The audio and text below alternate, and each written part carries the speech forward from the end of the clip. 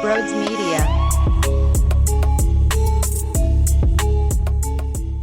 Yo, what is going on, everyone? The Sixers, not the prettiest in the world, but they get a victory. That's what matters. We're going to talk about it. Look, there's a huge game on Thursday, and there's some big games coming up. You can get yourself tickets using SeatGeek's promo code BROADS, $20 off. It's a no-brainer. All those fees that you get hit with, forget about it. It's on me. So get yourself to a game very, very soon. Promo code BROADS, SeatGeek's checkout page. And also, if you're new to the channel, make sure you hit that subscribe button. Hit the thumbs up button as well. It really does help. It supports the channel. I can't thank you all so much for everything you do, for all the time that you watch, and for all the interactions. You're the best. Lastly, TikTok, Broads Media. We're incorporating a lot there. So hit the follow button over at TikTok. With that being said, enjoy the show. What is going on, everyone? Welcome on into Sports Talk with Broads. I know it was annoying and hard to watch in the beginning stages of this game, right? No effort. You got Hernan Gomez looking like Michael Jordan. I'm waiting for the Hernan Gomez ones to release on the Sneakers app, and I'm watching Alexander Walker have a big-time night and knock down a bunch of shots. Alvarado's on the floor throwing elbows with all this hustle. But at the half, even though there was a situation I didn't like, an offensive rebound and an easy putback for the Pelicans to be up around 8. When you looked at the scoreboard and realized that pretty much the Pelicans on a second half of a back-to-back gave you everything they possibly had, and the Sixers were still holding on, and you just figured if they cleaned a bit of the defense up, didn't allow so much penetration to happen, points in the paint were not going to be the same way. If they just sharpened a bit, that they would be okay. Tobias Harris handled his business early to keep this team involved, had a massive game, over 30 points, arguably the best game that Tobias Harris has had all season long. Nothing else comes to mind. Maybe there's one that's on the same exact level, but seriously, nothing that instantly, oh yeah, remember when blank for Tobias Harris this season? And I don't want to hear that. Broads, how can you possibly say that when you see that no one was available for the New Orleans Pelicans? That's not what it's about for me. Just the fact that he was able to, and whether this matters or not, there's some sort of value in it for me to do it on your home floor where you know it's been a toxic environment for Tobias specifically, to just shut it all up, forget about it, it's background noise. He's already made his apology and didn't like how he handled things in the past, and he went out there and did it. Now, I don't know if this is going to snowball into him having some sort of success for a period of time. I would love for that to be the case, considering the Los Angeles Lakers are coming to town on Thursday. And quite frankly, they're not even that great of a basketball team, but there is something to be said about LeBron James and that jersey being here. You rise to the occasion, whether they are what they were supposed to be or not, and we know they haven't been. Russell Westbrook throwing garbage off the glass, thinking he's cute and fancy, kissing it off the side angle of the backboard, but instead it's so horrendous, it's so hideous, and he's vomit-worthy and such a hard watch each night.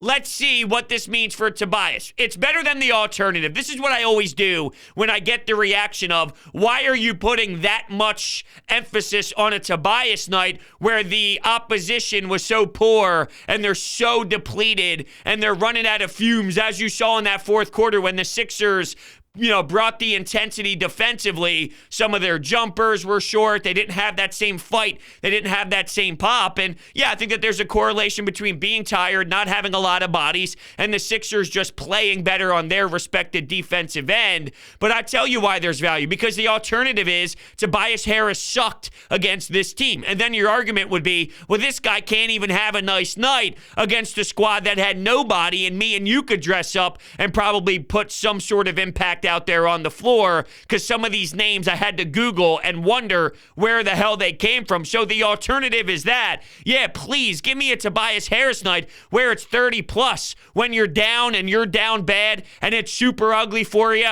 I mean, you'll take anything, and I'll take anything out of Tobias right now. That was a really good game, good decision-making. I thought he made some tough baskets as well, where he's attacking the rim, a defender in his way, but he utilizes the glass nicely, and he keeps his shoulder square to kiss it off the glass the way that he needed to. Perfect angle. So, I just really loved everything from Toby, and of course, Joel Embiid. And those two were going through a stretch there in the second half where nobody else was able to cash in whatsoever until Furkan showed his head, but Furkan still sucked. I can't stand watching him at the end of the game getting these wide open looks, and he starts running towards the rim because he already recognizes before it leaves his hands, this is going to be a damn brick, and I just can't stand watching him, and I can't stand watching Matisse Thybulle on the offensive side of the glass, although I'm not going to murder him because knowing his circumstances coming back, and he's battling a lot, that tough fall that he took when he got banged up and injured is nothing that I want to physically go through,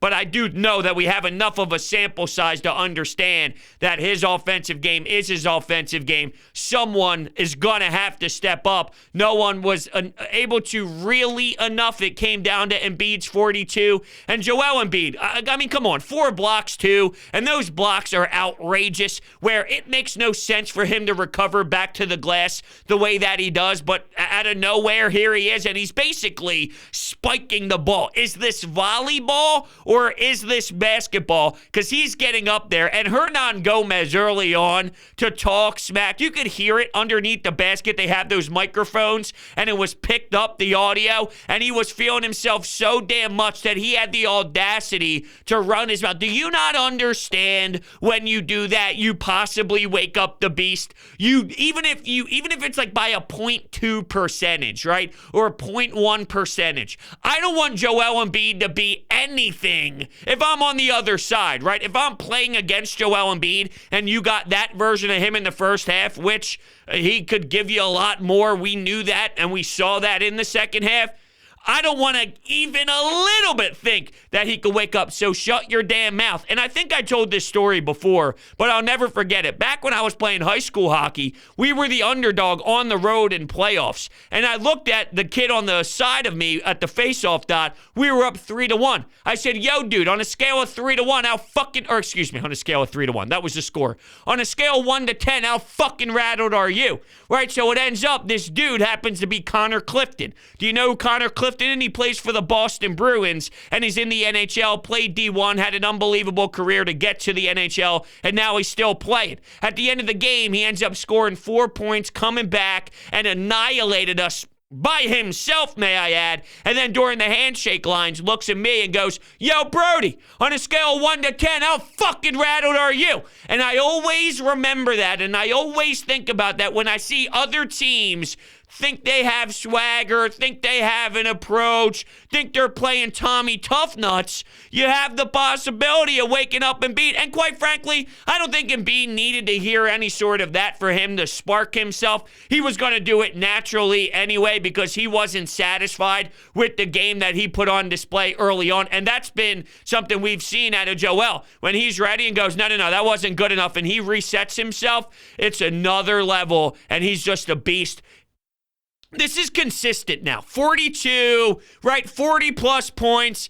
He didn't win an award recently, and we are now looking at the time where giving Joel Embiid an award is no longer sexy, and it's no longer cool because of the sustained success and dominance that he's given. And I'll give you the perfect example. LeBron James doesn't win MVP every year because at some point it just gets boring. We know what he's capable of. We know how many years he's been doing it, and it's mind-blowing, and it numbs your brain. But at the end of the day, if you give LeBron James that trophy every year, it just kind of loses its pizzazz and loses its pop, so it goes to the next best player. Tom Brady, over the 3 billion years, when it seemed like he was destroying the NFL, he could win MVP every single year. But you don't do that. You give it to the second best because then it just somewhat gets lost in the sauce, if you will.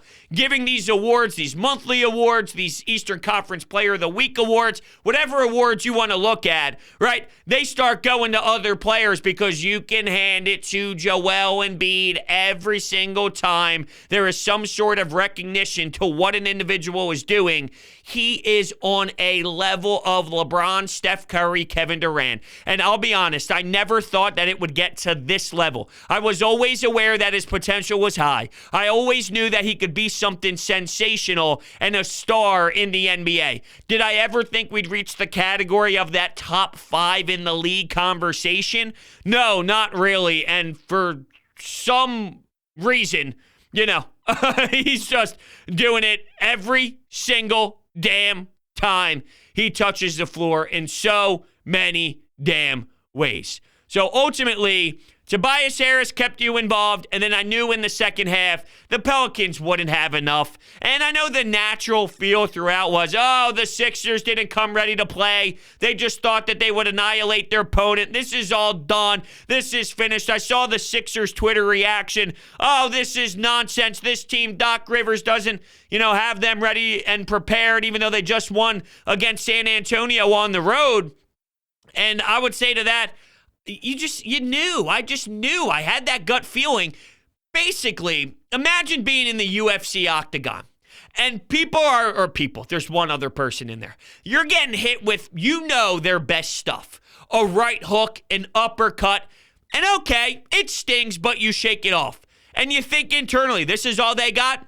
All right, wait till round 2. Wait till round 3. Wait till round 4.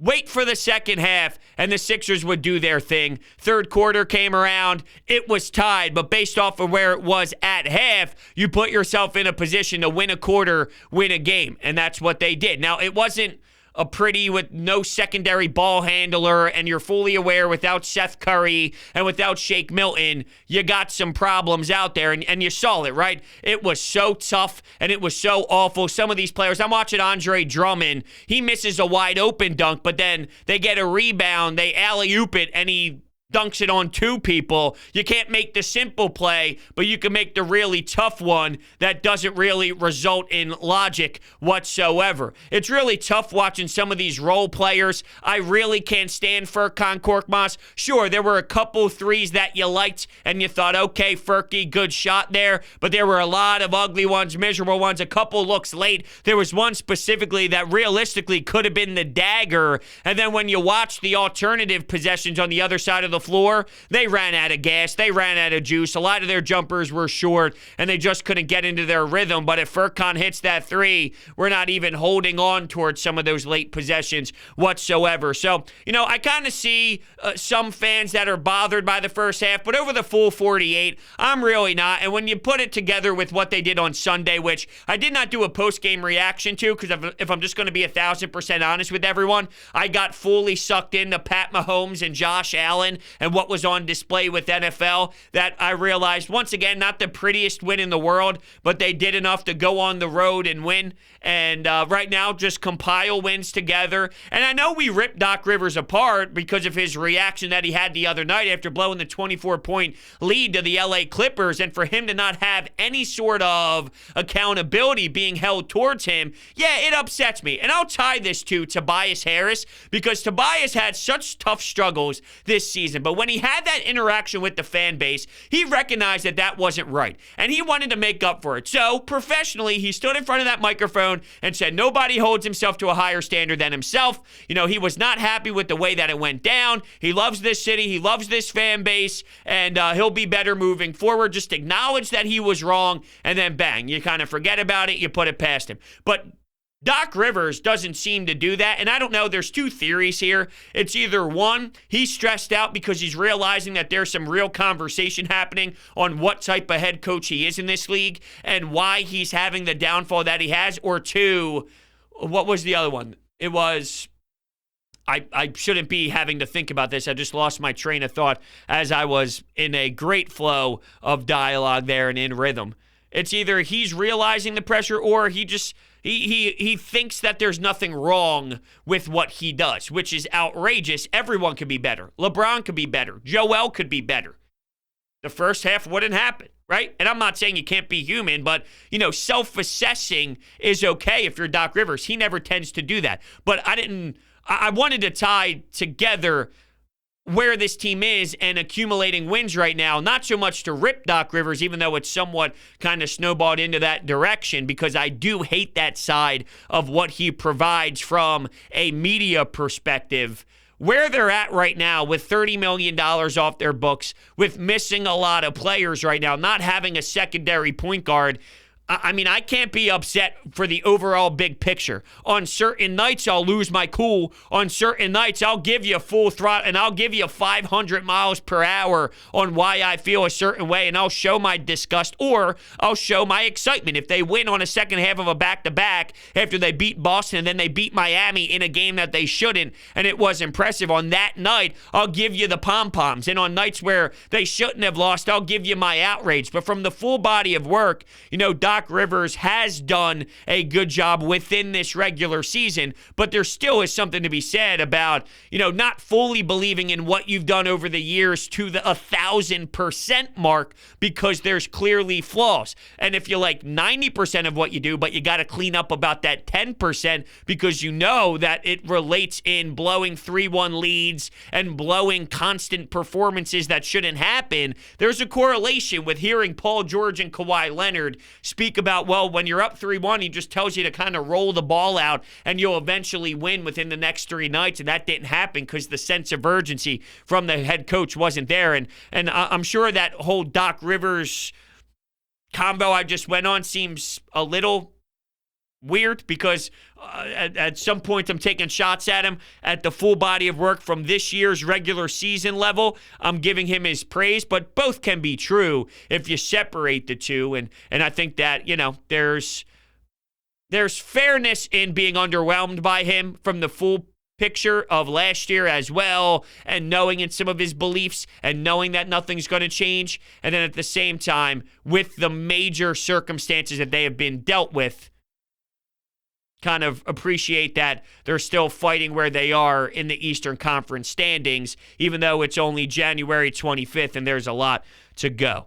Niang bothers me. I'm not going to lie. Niang bothers me. It's one of those things where, and I understand he's a role player, hot and cold. If you weren't a role player, if you weren't hot and cold, you wouldn't be a role player. But it's one of those things where when you're hot and you're making your shots and the energy is there and the building is really feeding off you, or you're talking smack to the bench because you're making a corner three, but then you respond with a second corner three and a third corner three, and the place just feels your vibe, that's all awesome. But when it's not really going that way and you're bitching to the refs and you're complaining about this call and you're upset about a charge that you thought was a block, but it actually was a good call, or, I'm just kind of referencing hypotheticals in general, but there's something to be said about being that spark plug when it's not your night, but you still kind of play a certain way, and your demeanor's a certain way, your body language a certain way, your vocals are a certain way when it's not necessarily your night making your shots.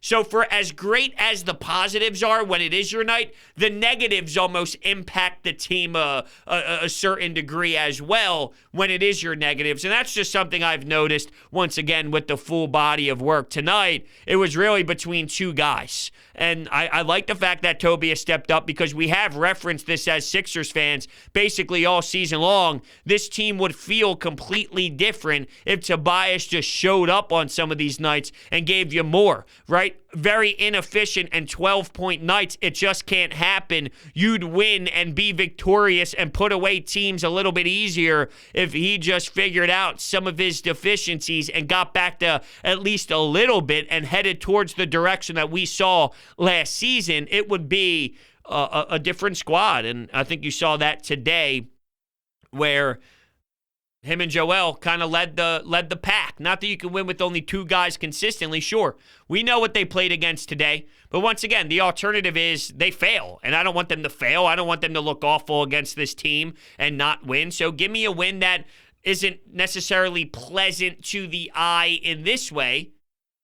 And we'll take it for what it is and move on to the Lakers on Thursday night. 4 blocks for the big man. 4 blocks.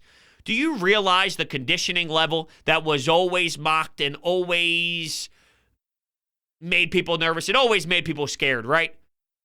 he'll never be able to play a full season. He'll never be able to keep his stamina up. Well, he's proven you wrong. Why? Because as a professional athlete, he stayed true to nutrition. He got back to the gym. He really studied what I'm assuming others do in this league, LeBron James and all these other athletes that are able to play 18 years in the league and keep up their body work and keep up their structure and keep up everything involved. And now Joel Embiid is just showing how much determination and will he has done off the floor to prepare his body night in and night out, and it's a remarkable journey. There's some screenshots being thrown around the Twitter sphere of what he was like his first year in Kansas. He looked like a damn string bean. The fact that this is the body that we see now with the broad shoulders and get into the rack within 2 strides and nobody's willing to step into the lane and get into his way. I know I would because I'm an idiot, but I get why people wouldn't.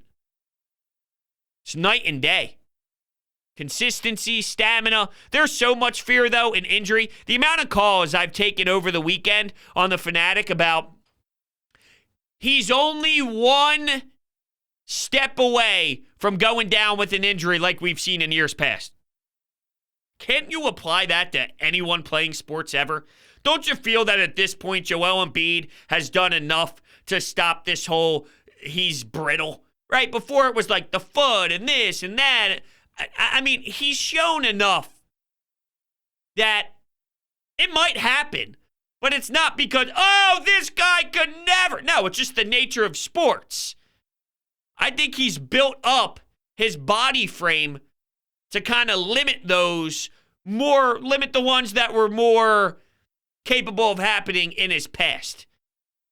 I'm not fearful the way I once was, and I think that's really a testament to who he has become and what he's done in the off seasons and the way that he applied certain things to his body, and it says a lot. And there's a reason why we're watching Joel Embiid play at the level that he is right now. All right, we'll take some Anytime Hotline text messages, but first, DeSimone Jewelers is my jeweler. I got my fiance's engagement ring from them, and I keep going back. And by the way, Valentine's Day is coming up. This is the perfect time to get your significant other and your loved ones something special. They're a family-owned business located in Haddonfield, New Jersey, previously in Jewelers Row. Nick, Mike, Lou, and Will, they take care of you. Basically, your last name is DeSimone the moment you walk into their building. They work with you to get the best design at the most reasonable price you will find in the market. They provide custom jewelry design, jewelry repairs, appraisals, watch repairs, diamond setting, and so much more. Make sure you check out their information down below in the description.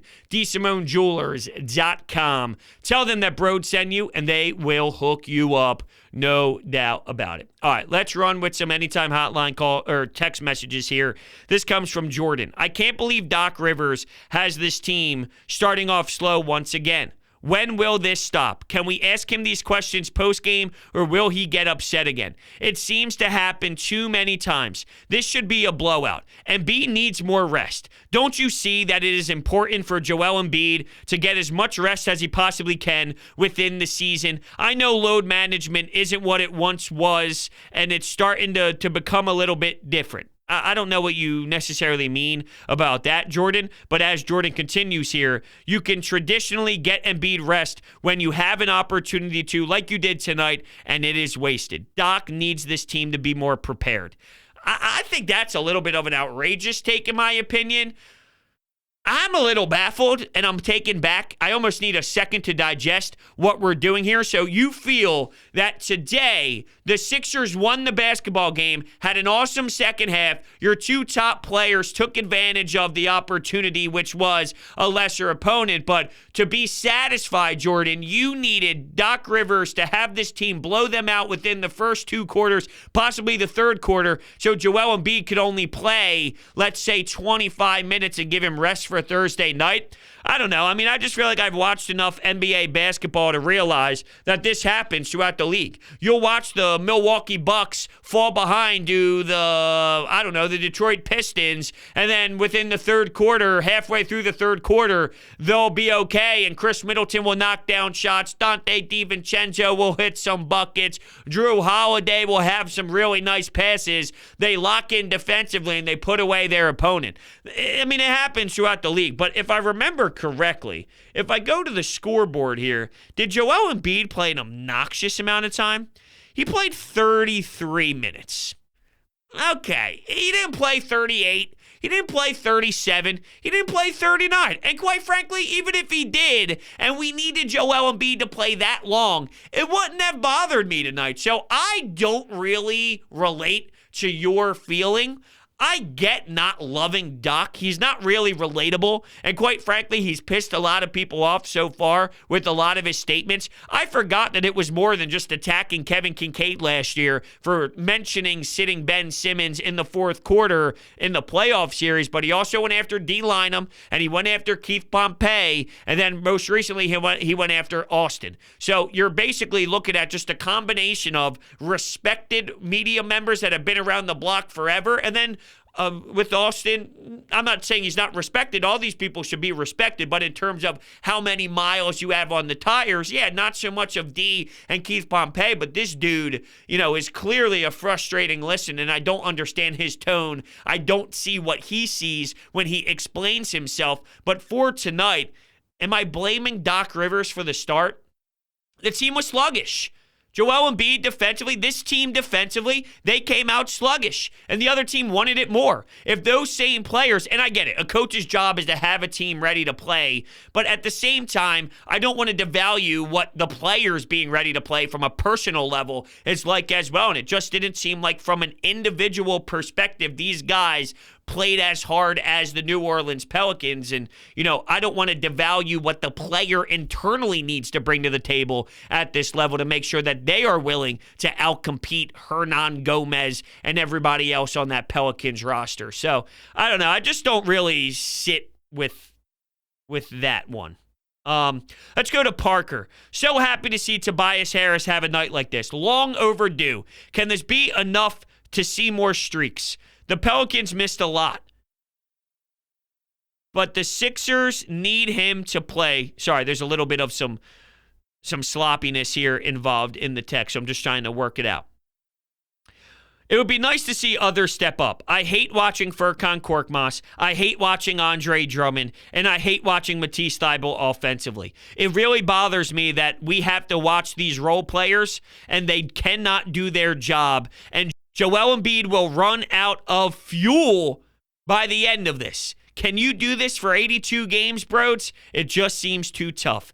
Now that is interesting, and I definitely did think about that. I don't know if I've let it register enough to this point, Parker, but that is fascinating, right? So you're about halfway through the season-ish, and it's been nice, and it's been solid, and it's been remarkable. It's been way nicer than nice and solid. Shame on me for utilizing those words as the description. But over 82, will Joel Embiid by 65 realize that this is so much on my body? I can't do this every possession. Someone please, I beg of you, please show your face and give me a 30-point night and do that for 3 straight nights, 4 straight nights so I can breathe with a 26, with a 28, with a 27 and 12. So it's not a 42 and I don't need as much volume. I can almost be a decoy that night because you know what?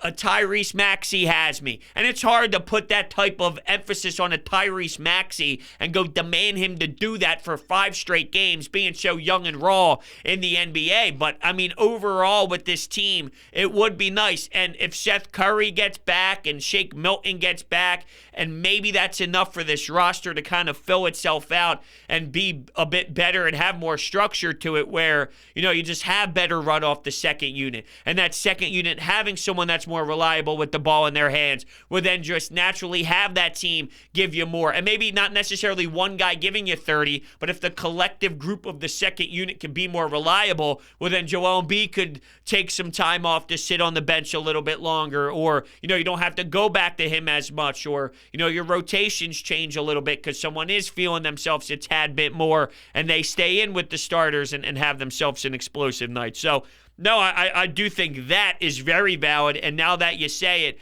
it almost sparks a little light bulb in my head to make sure that that's highlighted and that's duly noted in the Broads notebook that, all right, we're about halfway in or so. How does this continue? Let's track that because that's a serious thought. No name Someone texted in and did not leave their name. Wake up, Maury. This is the sign. 42 points. Embiid every night. Make the move, Maury. It seems like every single day I have to deal with Daryl Morey, make the trades, and I just want to be very, very, very, very clear. We are inching our way closer to the trade deadline. So, be aware. Harden, not Maxey, Halliburton, the Kings, everything is going to be thrown around, all right? It just is. It's hard for me to react because a lot of it is nonsense and a lot of it is crap. So, there's a lot. There's a lot of pieces. There's a lot of articles. There's a lot of blogs. There's a lot of reporters. There's a lot of clicks involved with the name Ben Simmons, and they're not stupid, and they understand that. So there's a reason why Ben Simmons is being utilized in some of these headlines, and a lot of reports are being dropped. No, Daryl Morey should not do something right now. He should wait for the best possible opportunity. One of my friends tweeted this out because he's anti-waiting. He wants to trade now. He said, if you end up waiting and trading for a Halliburton anyway in the offseason, I'm going to be pissed because you wasted Embiid this year. And I hate the word waste because it's unfair and it's not used in proper context. I would be okay if at the end of this, they waited to the offseason and they still ended up with this deal because here's what I would know. They tried. And I could live at night knowing that they tried, right? You swing and you miss, it's better than striking out looking. And I'd rather swing and miss to maximize Ben Simmons than just go down looking and not even having an opportunity to swing and hit for a home run. So in the worst case scenario, which I don't even think is real, but I'm just saying, if the worst of the worst of the worst of the worst is you get that style of package, which I'm not enamored by, but let's say it ends up happening and it is unfortunately what you receive, and it's in the offseason after this entire year plays out, I'm okay with it because trying to acquire James Harden, I value that. And to maximize a Ben Simmons, give me every single shot you got, Daryl Morey, to do that before you give up. And that's how I see it. With that being said, I want to thank everybody so much for listening, so much for watching this episode of Sports Talk with Broads, and I will see you next time.